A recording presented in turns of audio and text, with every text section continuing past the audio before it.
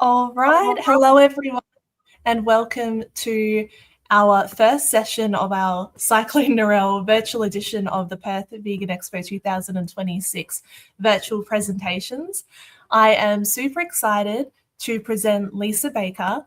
Lisa Baker is here for Stop Live Exports.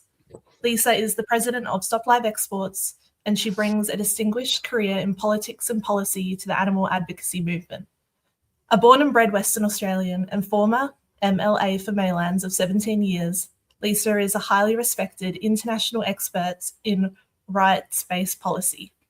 Today, Lisa will be speaking on the success of Stop Live Exports to advocate and secure the 2028 phase-out of live sheep export and the continued work of Stop Live Exports.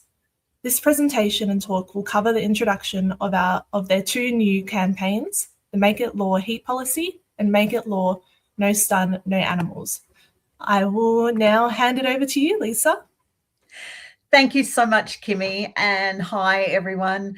It's kind of weird that we're all sitting here indoors rather than out in the rain, but I'm pretty pleased that we're not out in the rain. I'd like to start by acknowledging country and recognising the Whadjuk Noongar people, who are the traditional owners of the land that I happen to be sitting and speaking to you from, and recognise the elders past, present and emerging. And the second big thank you I have is to Kimmy and Emma and the Perth Vegan Expo team in general. If you've ever tried to organise such a large-scale public event, you're going to know that months of planning and logistics and relationships and huge effort go into it. I think we're genuinely all really sorry that today's event couldn't go ahead the way planned, but we'll be here next year and we're really looking forward to helping the Perth Vegan Expo fulfill its promise to Western Australian vegans in Hyde Park next year with not so much Narelle. Anyway, on that note, to everyone in Perth right now, it's not currently, when I look out my window, it's not as wet or windy as we anticipated, but it is wet and it is windy. So I hope you've all got your animals in shelter and safely by your side. And we mean that most sincerely, obviously. So let me start today by picking up on the theme of extreme weather events, I guess.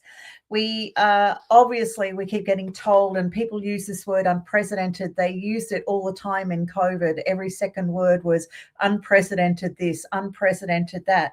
I'm pretty sure when you check the meaning of that word in the dictionary, it's never done or never known. But when I think about the last few years, say last 5 to 10 years, I can't count the number of floods, fires, cyclones, droughts we've lived through.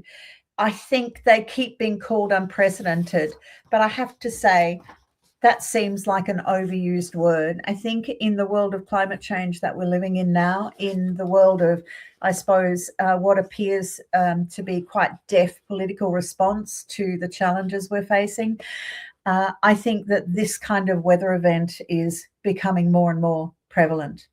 And this is integral to the Stop Live Export future campaign that we're launching today.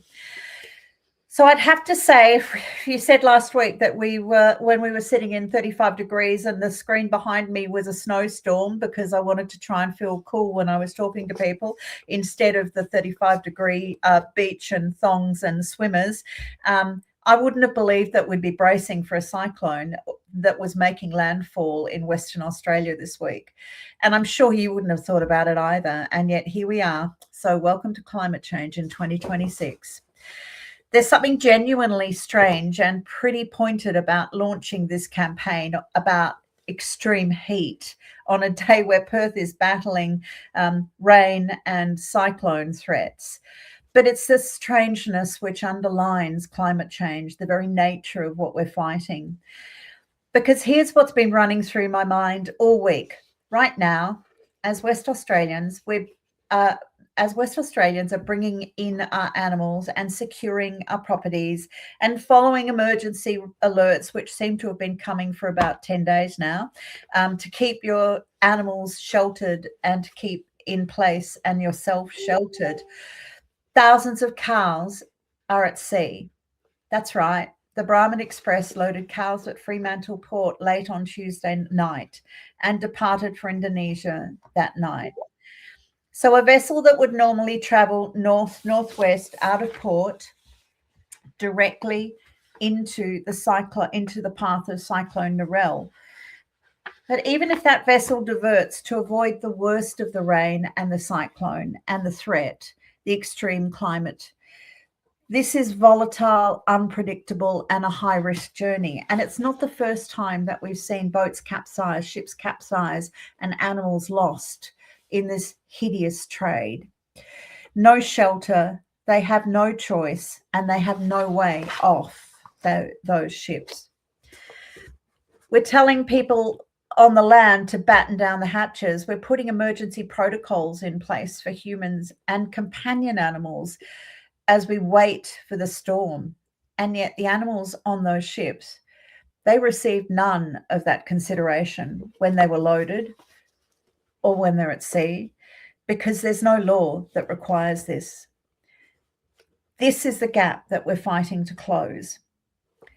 As climate change advances and we see more and more of these events, it's even more critical that in our fight to stop this trade, we first focus on the inhumanity and unsustainability of the laws and regulations around the trade.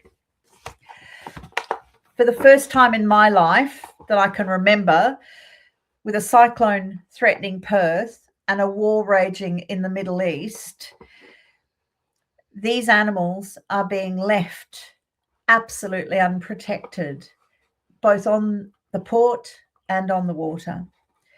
Stop Live Export helped deliver one of Australia's most significant animal welfare wins, a commitment to end live sheep export by sea by 2028. And that didn't happen by accident. It happened because people like you and me showed up, we signed petitions, and we wrote to our MPs. We donated to campaigns, and we refused to let Parliament look away. While we're celebrating the victory of the end of live sheep trade, cows are being loaded at Fremantle Port in what was at that time around 41 degrees. We have the footage, we have the documentation. That all happens legally. There's no law to protect those animals. No threshold was triggered. The animals were loaded in that heat onto a ship and sent north. There's no protection for animals on the live export ships, not from the heat of December, of January and February in Western Australia, nor from a cyclone in March. The animals on those ships are completely exposed to whatever climate throws at them. And they have been for every single voyage since this horrible trade started. On days like today, when we're feeling the weight of extreme weather, it's a powerful reminder those animals have no protection from any of this. And that's what we want to see change in an incremental step towards the long-term change of stopping the trade. We can't wait for the next 35 degrees to have this discussion or to start this campaign. Today, right now, from wherever we are, we say Stop Live Export is launching the Make It Law Heat Policy campaign. We're calling on the West Australian and the federal governments to take the steps to change the law so no animal can be loaded onto a live export vehicle when the temperatures reach or exceed 35 degrees Celsius. And we're asking for 4 other enforceable protections. The first is continual water access. The second is shade at the port. The third is immediate loading and unloading, not being queued in trucks for hours at a time. And to have an independent licensed veterinarian at the wharf before animals board. At the moment, they've got a very loose definition of who's meant to be watching. That is seldom enough in our view. We need independent veterinary supervision. These are not radical demands. And let's look at construction workers in the human side of this debate. They've negotiated the right to walk off site at 35 degrees Celsius. Feedlots are already monitoring heat stress daily because of that. And we are asking the Parliament to extend the same logic, the same basic duty of care to sentient beings to that loading dock. Today, we've something else to announce. One of Australia's most remarkable human beings has agreed to personally match every single dollar that's donated to this campaign, dollar for dollar, up to $25,000. Mr. Philip Wallen, OAM. Some of you already know Philip. If you don't, let me tell you a little bit about him. He spent the first part of his career as the vice president of Citibank, one of the most powerful financial institutions in the world. He was named in the top 40 headhunted executives in Australia. He had every material reward available to him. And then he walked away. He walked away from that world to dedicate his life to kindness, to animals, to the voiceless. He received the Medal of the Order of Australia in 2005. He was named Australian of the Year in Victoria in 2007. He's an honorary fellow at the Oxford Centre for Animal Ethics. He has received the Albert Schweitzer Award, the Peter Singer Prize and Medal, and he's been named Vegan of the Year in 2014. What a man. He's the founder of the Winsome Constance Kindness Trust, which has been operating for over 34 countries, funded, I think, in excess of 800 different projects, with a single mission we all share to promote kindness towards living beings and enshrine it as a recognisable trait in the Australian character. Philip doesn't do things by half measures. He believes in something, he backs it fully. And he believes in us, in our mission for the animals. So every dollar that is donated for a short time will be matched by Philip. So your $10 becomes 20, your $50 becomes 100, your 100 becomes 200. The full matched amount, up to $25,000, is entirely spent on the Stop Live Export campaign. We'll keep the pressure on governments to make it law. The link is live right now, and it's in our feeds and on our website, and it will be on all our social channels from today forward. So I'm very grateful to the Perth Vegan Expo crew for giving me and all the other speakers this morning the chance for some additional time to speak to the causes that we share in our hearts. I'm so glad that we have a little more time today than we expected to give you this bigger picture. And I wanted to mention before I finish that the Make It Law campaign isn't just one campaign. It's our strategy to take us forward post the sheep trade into the future. What we've talked about today is what happens to animals before they board the ship. Our dual campaign is Make It Law, no stunning, no animals. And this is about what happens when they arrive on foreign shores. It's not something that we want to think about. It's not something that we want to see, but we have to. We simply have to. And we have to make politicians see this as well. Right now, Australian live export animals are slaughtered in overseas facilities without stunning requirements that are mandatory here at home. Animals that left Australian shores under our own regulations are slaughtered under none. We are uncovering official records. We're putting pressure on the government to enforce Australia's animal welfare laws for exported animals everywhere we send them. There are animals we should keep the right to protect them. We shouldn't put them on ships. We all share that view. However, they are going to go on ships, and it's our voice that we need to speak loudly to stop this dreadful, dreadful trade. SLE's commitment is simple: expose the truth and enforce the laws. Expose the truth by publishing documents so the public and press can see the evidence in black and white. Enforce the law by pushing for mandatory stunning for all exported animals with real oversight under SCAS, and enforce the law in relation to heat and stress fatigue and the missing policies that protect animals while they're standing in 41 degrees waiting to be loaded to deaths. We're committed to building a global network of like-minded organisations who can share resources and cooperate across jurisdictions to hold governments, businesses and operators to account.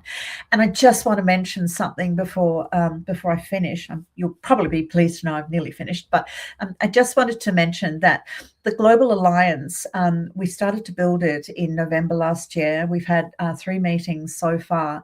We have the first joint campaign that we agreed to run as a global force was to send a message to the International Maritime Organization calling on them to address this the dreadful state of the ships that are being used to transport animals. And we are very proud that we had nearly 30 global organisations sign that letter. And we've had an early response to say the IMO have received that letter. So now as a global force, we're looking at building that voice. We're looking to secure a little bit of grant funding to give that campaign stronger legs globally. And we're looking at planning a strategy that we can all take forward over the next 12 months as a global force. Every animal deserves protection, and our standards should be applied wherever animals go, wherever this trade exists. So finally, to the vegan community watching, I know you already get all this. I know you know what matters, and you already feel the weight of what animals experience in this dreadful, unsustainable system. I would say that this is hard work. This is slow work. Changing a global system, changing an international system, changing a Australia system, changing a state system takes time, effort, and dedication.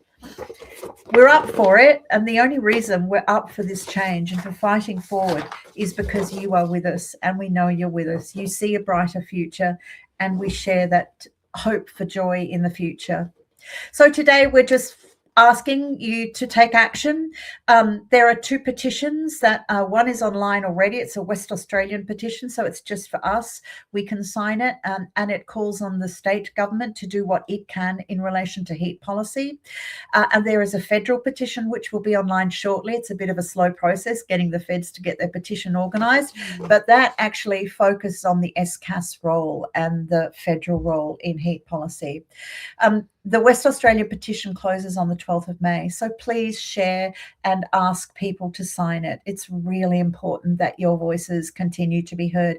I think sometimes people think, oh, it's another petition, why bother? I can tell you it is one of the few things that members of Parliament actually listen to. You can send as many pro forma letters as you like. They're really treated as pro formas, as one letter, not 100 voices. So individualize what you can, but sign our petitions, sign these petitions where they can. The Parliament has to act on this now. We can't wait for next summer and still be having this debate, but they must hear from us. 35 degrees must be the line. Let's make it law. And finally, we're here for the long haul. And I'm sorry, but it's one step at a time, one win at a time, but it's a win for all of us. And most importantly, it's a win for the animals.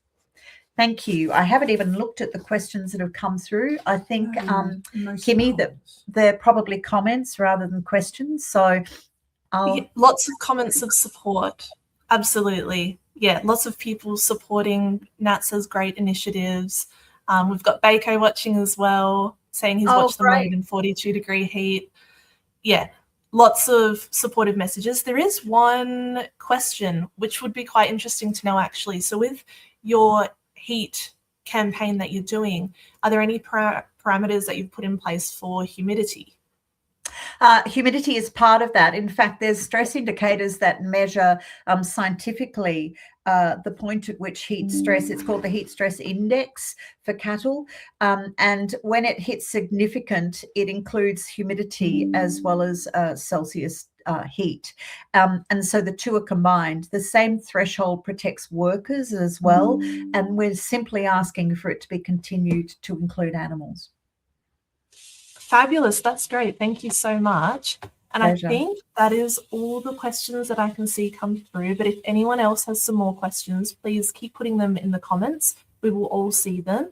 And thank you so much, Lisa, and the whole Stop Live Exports team. The campaigns that you're working on are so important.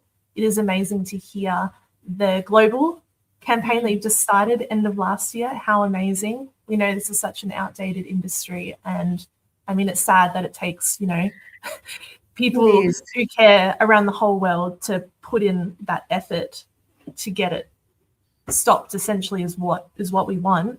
But it's great to hear that it's happening on a global level. And just as a reminder to everyone, Philip Bullen will be donating dollar for dollar up to $25,000. So even if you only have $1 to spare, if we have 25 people donating $1, $2 and what that's 12,500 people. It really does make a difference. So you can find all of their information on their socials. So they have their Facebook, which is at Stop Live Exports, and then their website, stopliveexports.org. And like Lisa mentioned, there's the 2 petitions at the moment. So please get on there, sign them, share them. And thank you again, Lisa, and your beautiful team, and everyone for watching today. Thanks so much, Kimmy and Emma.